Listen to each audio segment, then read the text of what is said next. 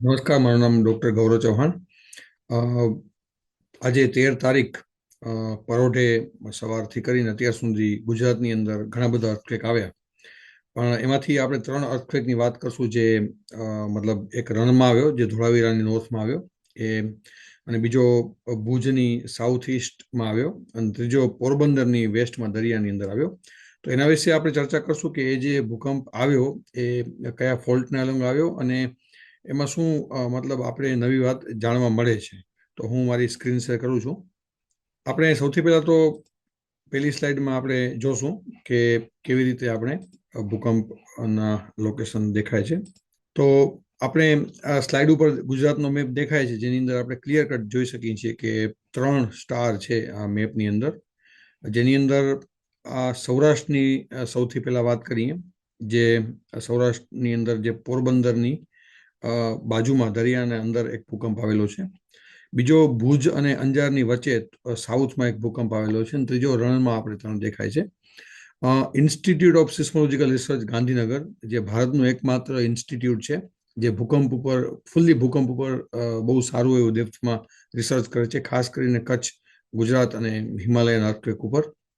Institute of seismological રિસર્ચના data પ્રમાણે 13 તારીખે સવારે 3 વાગ્યાની આજુબાજુ ધોળાવીરાની નોર્થમાં 2.7 મેગ્નિટ્યુડનો ભૂકંપ આવેલો, જે આપણે ધોળાવીરાની નોર્થમાં આપણે જોઈ શકીએ છીએ કચ્છની અંદર રણમાં.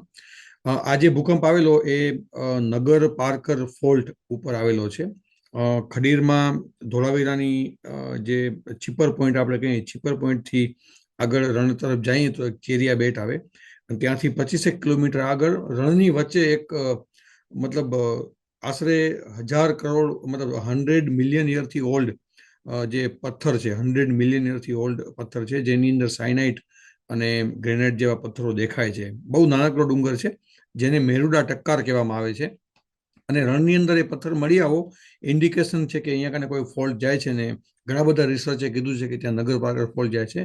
તો જે 2.7નો જે ભૂકંપ આવેલો એ નગરપાલિકા ફોલ્ટ ઉપર આવેલો. બીજો જે ભૂકંપની વાત કરીએ કે 13 તારીખે અગેન સવારે 8:30 વાગે 2.3નો આવેલો, જે 18 kilometre south East of Bhuj, જે અંજાર અને ભુજની વચ્ચે જે સાઉથની અંદર જે કટ્રોલ હિલ ફોલ્ટ પસાર થાય છે, જે કુકમાની આશાપુરાવાળી ખાતરોડ હિલ રેન્જ છે, એના ઉપરના અપથ્રોન બ્લોક ઉપર એક બીજો ભૂકંપ આવેલો. અને આ ભૂકંપ સવારે 8:30 વાગ્યાની આજુબાજુ આવેલો અને 2.3 મેગ્નિટ્યુડનો હતો. આ ભૂકંપની એટલે નોંધ લેવા જેવી છે કે કટ્રોલ હિલ ફોલ્ટ ઉપર 1965માં, 1956માં અને 1971માં પણ ભૂકંપ આવેલા છે. અને હમણાં 1 થી 1.5 મહિના પહેલા પણ કટ્રોલ હિલ ફોલ્ટ ઉપર ભૂકંપ આવેલો હતો, એ પણ 3ની આજુબાજુનો હતો. અગેન વળી પાછો 2.5ની આજુબાજુનો ભૂકંપ આવેલો છે. ત્રીજો ભૂકંપ જે 13 તારીખના પાછો ફરી પાછો સવારે 10 વાગ્યાની આજુબાજુ જે 46 કિલોમીટર નોર્થ વેસ્ટ પોરબંદરથી અરેબિયન સીમાં આવેલો છે. અરેબિયન સીની અંદર વાત કરીએ તો આપણે દરિયાની અંદર તો કોઈ ડુંગરો દેખાય નહીં, અને પણ છતાં પણ દરિયાની અંદર પણ ફોલ્ટ લાઈનો છે. જ્યારે જ્યારે ભૂકંપ જમીન ઉપર આવે ત્યારે પથ્થરો તૂટે, ફોલ્ટ બને કે પછી મકાન પડે કે એવી ઘણી બધી ઘટનાઓ ઘટે છે. પણ જ્યારે જ્યારે દરિયામાં ભૂકંપ આવે, દરિયામાં એનું જો કેન્દ્ર બિંદુ હોય, તો એ જે ભૂકંપના વાઇબ્રેશન છે એ દરિયાના વેવને મોટિવેટ કરે, અને દરિયાના વેવ જે છે એ સુનામીના રૂપમાં કન્વર્ટ થઈ અને કોસ્ટ લાઇનના જે નીચાણવાળા એરિયા છે ત્યાં ભારેમાં ભારે નુકસાન કરે છે. ને આપણે સુનામી સાઉથ ઇન્ડિયાની આપણે યાદ જ હશે કે કેટલું મોટું નુકસાન કરેલું હતું. તો આ 3 ભૂકંપ આવ્યા છે, એના વિશે જે આપણે સમજમાં આવે છે એ અમે તમારાથી શેર કરીએ છીએ. નેક્સ્ટ સ્લાઇડમાં આપણે જોશું તો જે નેક્સ્ટ સ્લાઇડ જે છે, જેની અંદર સૌરાષ્ટ્રનો આ નકશો બતાવવામાં આવે છે કે રિસર્ચ પેપરનો નકશો છે. અને 13 તારીખે જે સવારના 10 વાગે ભૂકંપ આવ્યો, જે આ લાલ લાઈન આપણે જોઈ શકીએ છીએ, એ વેસ્ટ કોસ્ટ ફોલ્ટ છે, એનું એક્સટેન્શન કહી શકાય. હું ફરી પાછું સ્ટાર્ટ કરું છું. જે વેસ્ટ કોસ્ટ ફોલ્ટનું એક્સટેન્શન છે, લાલ જે લાઈન દેખાય છે, અને જે ભૂકંપ આવેલો એ આ વેસ્ટ કોસ્ટ ફોલ્ટ ઉપર આવેલો હતો. તેને ઘણા બધા લિટરેચરમાં સૌરાષ્ટ્ર ફોલ્ટ પણ કહેવામાં આવે છે.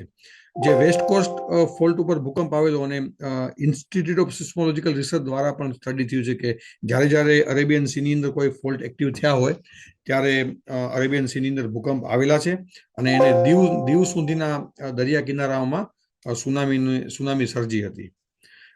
પછી કચ્છનો મેપની વાત કરીએ તો કચ્છની મેપમાં આપણે જોઈ શકીએ છીએ કે કેવી રીતે કટ્રોલ હિલ ફોલ્ટમાં જે ભુજની નજીક જે ભૂકંપ આવેલો છે અંજાર અર્થક્વેકની આજુબાજુના રીજનમાં આવેલો એ કટ્રોલ હિલ ફોલ્ટ છે. અને બીજો જે નોર્થ વાગડ ફોલ્ટ છે જે રણની અંદર નોર્થ વાગડ ફોલ્ટ છે ત્યાં પણ એ ભૂકંપ જણાવાનો છે. તો અગેન ગુજરાતની અંદર ફરી પાછા જે આંચકાઓ તો ઘણા ચાલુ છે છેલ્લે તલાલાની અંદર કે ઉપલેટાની આજુબાજુ આવેલા, પણ ફરી પાછા જે વેસ્ટ કોસ્ટ ફોલ્ટ અને કટ્રોલ હિલ ફોલ્ટ અને જે રણની અંદર નગરપાલિકા ફોલ્ટ છે ત્યાં ફરી પાછી એક્ટિવિટી જોવા મળી છે.